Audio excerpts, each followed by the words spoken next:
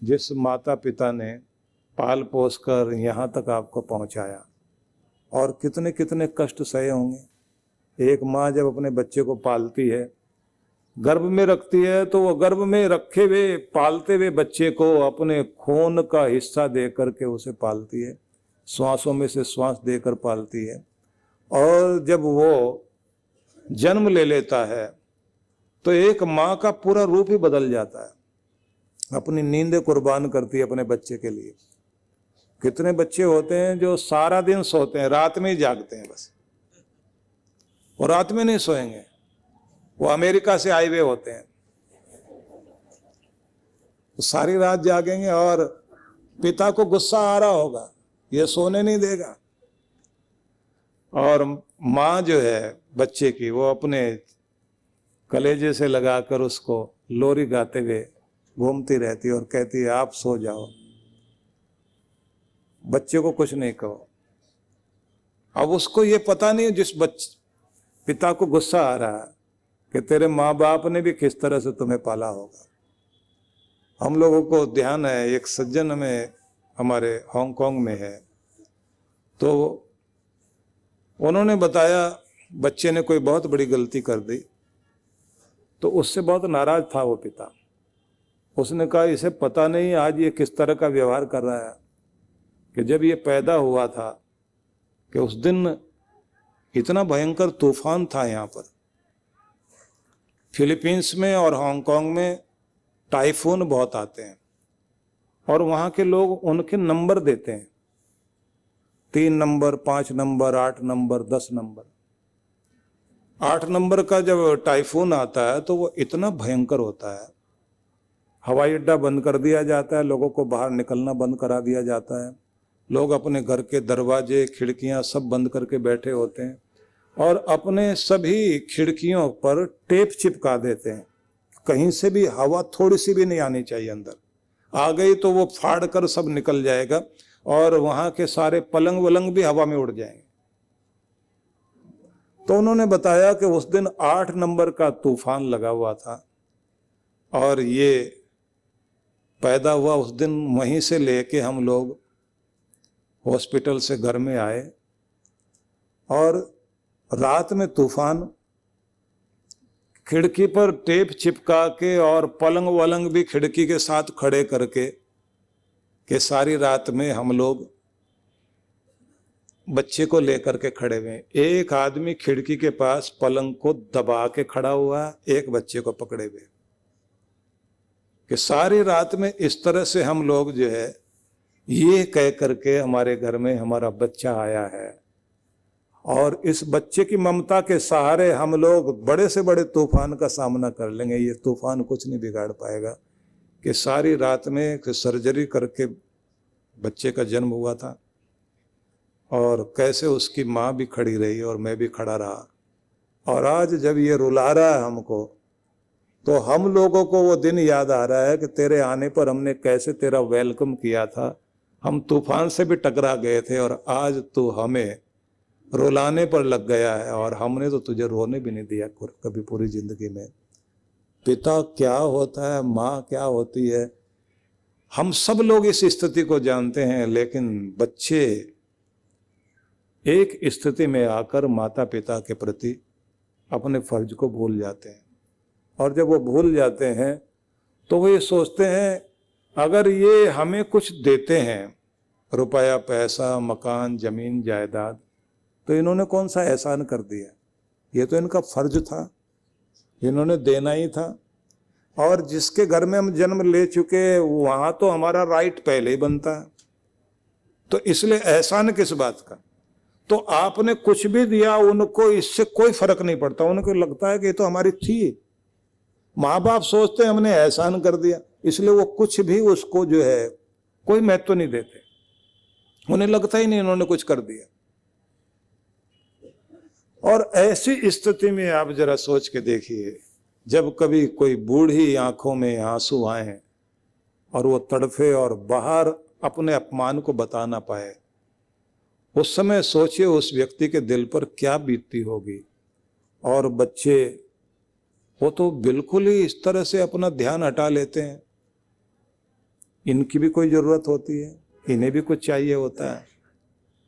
ऐसे में अगर कोई अपने माता पिता को प्रसन्न नहीं कर पाए और उनको दुखी करे, समझ लीजिए उसकी जिंदगी में कितनी भी तरक्की होती हो, तरक्की अधूरी जरूर रह जाएगी। धन होगा लेकिन धन का सुख नहीं होगा। उसके पास खुशियां होंगी लेकिन वो खुशियां भी आंसू से भरी रहेंगी।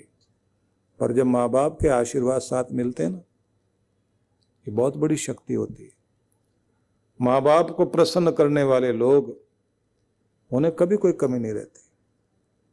इसलिए अपनी साधना, भक्ति, अपनी सिद्धि, अपनी सफलता, सब चीजें प्राप्त करने के साथ साथ प्रयास करना चाहिए माता पिता को मान जरूर दें, सम्मान करें।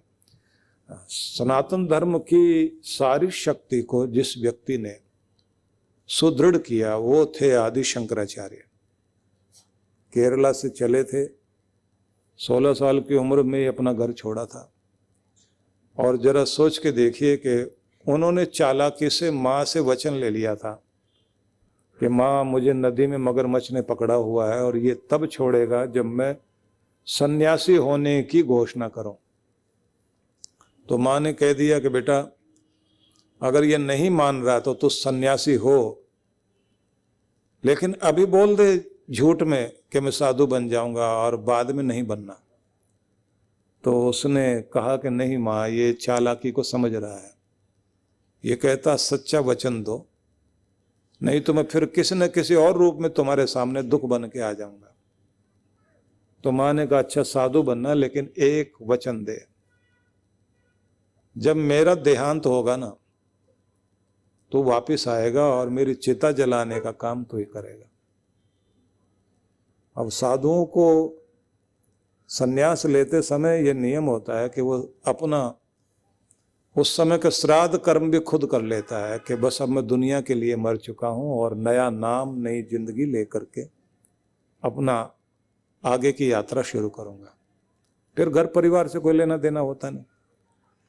लेकिन वो इतने बड़े सन्यासी, जब उन्हें पता लगा कि उनकी मां बीमार अवस्था में चल रही है और हो सकता प्राणांत हो जाए, तो आखिर में चलकर माँ के पास पहुंचे और अपनी माता का दाह संस्कार और उनके सारे कार्य पूरे किए। कहा कि बेटा माँ के लिए बेटा ही रहेगा, वो भले ही सन्यासी हो जाए, ऋषि मुनि हो जाए, ज्ञानी ध्यानी हो जाए, राजा महाराजा हो जाए। तो मैं ये निवेदन करना चाहता हूँ कि अपने फर्ज निभाने में कभी पीछे नहीं हटना चाहिए। जो लोग अपने फर्ज से पीछे हट जाते हैं, उनकी जिंदगी में कोई भी उन्नति हो जाए वो अधूरी उन्नति कहलाएगी। तो कहा कि अंदर की शीतलता को सुरक्षित रखने की प्रार्थना करें और प्रार्थना करें कि मेरा विवेक बना रहे। और तीसरी प्रार्थना करनी चाहिए कि मुझे कर्तव्य बोध हो, मतलब मेरे अंदर ये समझ हो कि मेरी ड्यूटीज क्या क्या है, फर्ज क्या है। अपने फर्ज को हमेशा निभाएं। और अगली बात, क्योंकि समय नहीं रहा चर्चा करने का, कि हमारा भलाई में विश्वास कभी कमजोर ना पड़े। ध्यान रखना इस बात को। भलाई में विश्वास हट जाता है कि भलाई करो और उसका बदला बुराई के रूप में लो। प्रार्थना करो कि भगवान मेरा भलाई में विश्वास हमेशा बना रहे। तब भी जब दूसरे भलाई छोड़कर बुराई में लग गए हों, उन्हें देखकर भी मेरा विश्वास डोले नहीं और मैं भला रहूं और भलाई करता रहूं और भलाई करते करते ही और तेरा अच्छा सच्चा बेटा बनकर तेरे सामने पहुंचूं। ये प्रार्थना करनी चाहिए। फिर कहा कि इतना संवेदनशील रहूं कि दूसरों के और अपने सुख दुख को एहसास कर सकूं। कहीं कोई पीड़ित है तो उसके आंसुओं का मुझे पता लगे। पुराने ग्रंथों में वर्णन आता है कि काशी से पढ़कर गए थे कुछ युवक और सब अपने अपने क्षेत्र के महारथी बन गए। जंगल से जाते जाते आपस में चर्चा कर रहे हैं। एक कहता है कि मैं बहुत धन कमाऊंगा। धन कमाते कमाते इतना धन मेरे पास हो जाएगा कि इतना किसी के पास नहीं होगा, और मेरा लक्ष्य सिर्फ मेरी पूरी ऊर्जा धन कमाने पर लगेगी। क्योंकि गुरु ने कहा है, जो पाना चाहते हो उसी के सपने देखो, उसी को लक्ष्य बनाओ, उसी के बारे में विचार करो और वो तुम्हें मिलेगा। दूसरे ने कहा कि मैं राजा रहूंगा, राजा बनूंगा, और मेरी कोशिश रहेगी अपने राज्य का विस्तार करूं, मेरी दृष्टि उधर ही रहेगी। एक और था जो ये कहता था कि मैं कुछ भी बन जाऊं, लेकिन मुझे पूरी दुनिया में जहां कहीं भी कोई पीड़ित है, दुखी है, उसका दर्द निवारण करने की इच्छा जरूर है। क्योंकि मैं एक ही विद्या सीखना चाहता था कि किसी के होठों पर मुस्कुराहट कैसे ला सकता हूं। इसलिए मैं बहुत बड़ा ना धनी बनना चाहता, ना राजा बनना चाहता। ये जरूर बनना चाहता हूं कि इस दुनिया में मैं रुलाने का कारण नहीं बना हूं, लोगों को हंसाने का कारण बना हूं। तो और भी विद्यार्थी थे, चर्चा करते जा रहे थे। अचानक वो जो धनी बनना चाहता था, उसने कहा कि तुमने कुछ सुना? आवाज आई है। बोले क्या? उसने कहा कोई सिक्का सोने का गिरा है जमीन पर। तो सबने कहा हमें तो सुनाई नहीं दिया। बोले तुम्हारा ध्यान धन पर नहीं है ना, मेरी दृष्टि धन पर है, इसलिए वो आवाज सुनाई देती है। सिक्का कहाँ है वो सुनाई देता है, किसी की जेब में भी हो तो वहां बजता भी सुनाई देता है। तो सब लोग मुड़े, बोले कहाँ है सिक्का, धन कहाँ है? उसने देखा कि जमीन पर एक सिक्का पड़ा हुआ, चमकता हुआ। और जैसे उसको सब लोगों ने, इसने हाथ में लिया और सबको दिखाया, तो सब तो सिक्का उलट पलट रहे थे, और ये इतनी देर में तेजी के साथ पेड़ पर चढ़ गया। और वहां घोंसले में एक थैली रखी हुई थी, चील का घोंसला था। चील कहीं से जो है उस घोंसले में थैली उठाकर ले आई थी, और उसको रखा उसने इस तरह से, चौंच से, क्योंकि उसको तो पता नहीं ये धन है या क्या है, वो तो कुछ खाने की चीज समझ के पकड़ लाई होगी। अब वो सिक्के थे, उनमें से एक नीचे गिरा था, जो आवाज उसको आई थी। वो थैली उठाकर लाया और उसने कहा कि देखो, जिस चीज पे तुम्हारी नजर रहती है ना, और जिस चीज के तुम संवेदनशील बने रहते हो, जंगल में चलते चलते भी वो चीज तुम्हें प्राप्त हो जाती है। देखो मुझे पैसे यहीं मिल गए।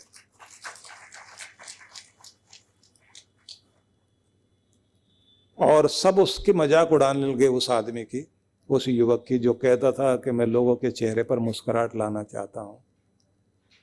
तो सब उससे पूछ रहे थे तुम्हें क्या सुनाई देता है? बोले अगर कहीं भी कोई तड़पता हुआ आदमी हो, उसकी आवाज मेरे कानों तक आती है। तो चलते चलते अचानक उसने कहा कि रुको, कांटों में कोई तड़फ रहा है। अब सब चारों तरफ घेर कर देखते हैं, कहीं भी कुछ नहीं नजर आता। वो सब ने कहा कि तुम्हारे कान बज रहे हैं। तो उसने कहा कि नहीं, आवाज तेज आ रही है। देखा कांटों में एक तितली फंसी हुई है। तो ये गया, उसको निकाल कर लाया और हाथ में ऐसे लेकर आसमान में उड़ा दिया। और जैसे उसने उड़ाया, उड़ा करके बोला कि मुझे मेरे गुरु ने यही सिखाया था, इतने संवेदनशील बन जाओ कि छोटे से कीड़े में भी अगर कहीं दर्द पैदा हो तो वो तुम्हारे दिल में सुनाई देना चाहिए। और कहते हैं कि उसी के साथ वहाँ उनके गुरु प्रकट हुए। उन्होंने आके कहा कि बेटा, मैंने सबको बहुत कुछ सिखाया पढ़ाया है, लेकिन मैं किस पर गर्व करूं मैं ये देखना चाहता था। तो मुझे गर्व उस पर है जो दूसरों की पीड़ा मिटाने के लिए जिसके अंदर दर्द पैदा होता है। क्योंकि ऐसे जो लोग संवेदनशील लोग होते हैं, उनको ही सच्चे धर्म की जानकारी है, और दुनिया में इन्हीं की जरूरत है। इसलिए तो महाभारत में व्यास ने एक शब्द कहलाया, न त्वहम कामये राज्यम न स्वर्गम न पुनर्भवम। इस धरती से हमें भगवान राज्य नहीं चाहिए, स्वर्ग नहीं चाहिए, मोक्ष नहीं चाहिए, बस एक चीज जरूर चाहिए, रोता हुआ कोई भी दुनिया में हो उसके चेहरे पर हम मुस्कुराहट ला सकें, ऐसा गुण और ऐसी क्वालिटी हमें दे दो भगवान। इसी को कहा जाता है कि ये है जीवन की सबसे बड़ी उच्चता, और हिंदू समाज में ये गुण बहुत बड़ा रहा है। दुखद बात यह है कि हम लोग धीरे धीरे इन सब चीज़ों से दूर होते जा रहे हैं। हम लोग अपने धर्म से, कर्तव्य से विमुख। मैंने आपको बताया था कि 5 भक्ति होती हैं, 5वीं भक्ति मैंने बताई थी राष्ट्रभक्ति कहलाती है।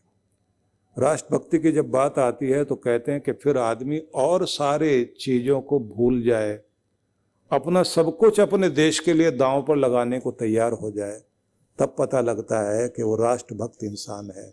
और हमारे अंदर आज इस गुण को ज़्यादा लाने की आवश्यकता है।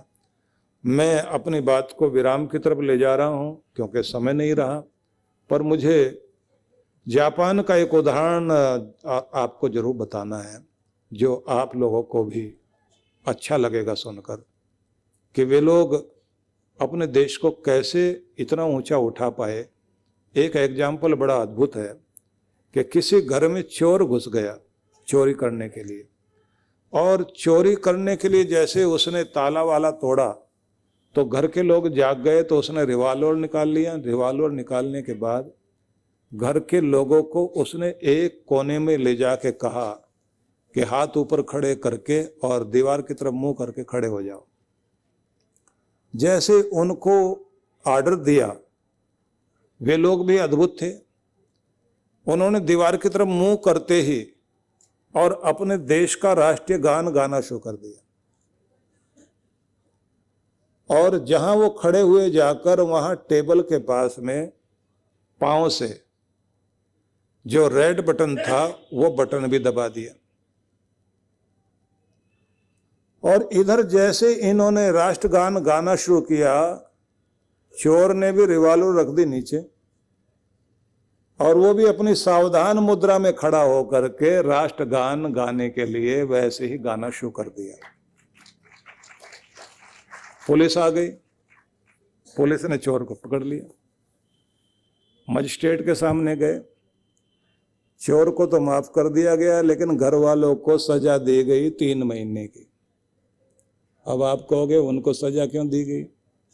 मजिस्ट्रेट का ये कहना था कि ये चोर होकर भी इसने राष्ट्रगान का अपमान नहीं किया, लेकिन तुमने अपमान किया है, और जिस तरह से पांव से बटन भी दबाया और जो है राष्ट्रगान का दुरुपयोग करके चोर को पकड़वाने में आपने इसको यूज किया है, इसलिए 3 महीने की सजा तुम्हें दी जाती है और चोर को छोड़ा जाता है। क्योंकि ये इसको लगा चोर होना अलग बात है, लेकिन राष्ट्र का चोर नहीं मैं हो सकता, अपने देश को सम्मान दूंगा। पकड़ा जाना मंजूर, पर मेरे देश का राष्ट्रगान चल रहा हो, वो अपमान चोर भी बर्दाश्त नहीं कर सकता। इसलिए छोटा सा देश पूरी दुनिया में सिर उठा के खड़ा हुआ है। हम इन चीजों को समझें, अपने सम्मान को बरकरार रख सकते हैं। फिर किसी की हिम्मत नहीं कि नजर उठाकर इस देश की तरफ देख सके। परम पूज्य श्री सुधांशु जी महाराज के पावन सानिध्य में विराट भक्ति सत्संग दिनांक 22 से 25 फरवरी 2024। कार्यक्रम की रूपरेखा। शुभारंभ 22 फरवरी 2024 सायं 4 से 6 बजे।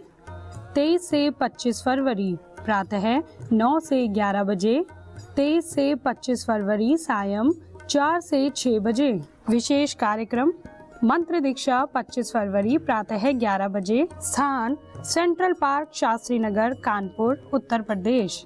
आयोजक विश्व जागृति मिशन कानपुर मंडल। संपर्क सूत्र। आप सब परिवार सादर आमंत्रित हैं।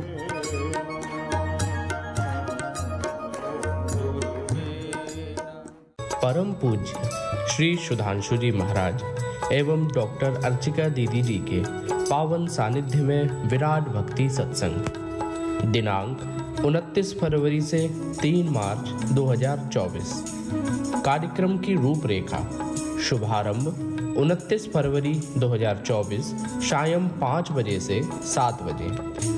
1 मार्च से 3 मार्च प्रातः 8 बजे से 10 बजे एवं सायं 5 से 7 बजे। विशेष कार्यक्रम मंत्र दीक्षा 3 मार्च दोपहर 12 बजे। स्थान लाल परेड ग्राउंड, जहांगीराबाद, भोपाल, मध्य प्रदेश। आयोजक विश्व जागृति मिशन भोपाल मंडल। संपर्क सूत्र। आप सपरिवार सादर आमंत्रित हैं।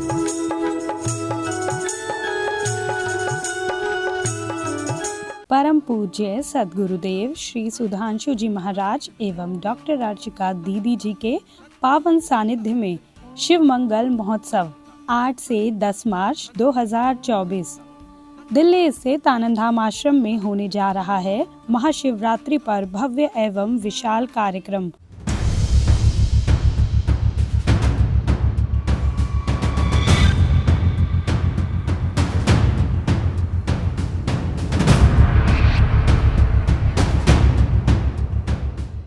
जिसमें भगवान शिव की विशेष कृपा प्राप्त करने के लिए होगा शिव ध्यान, घूम रहा है जो पार्थिव शिवलिंगों के साथ रुद्राभिषेक, महारुद्र यज्ञ एवं महाआरती। आप सभी इस कार्यक्रम में सादर आमंत्रित हैं। पंजीकरण एवं अधिक जानकारी के लिए संपर्क करें।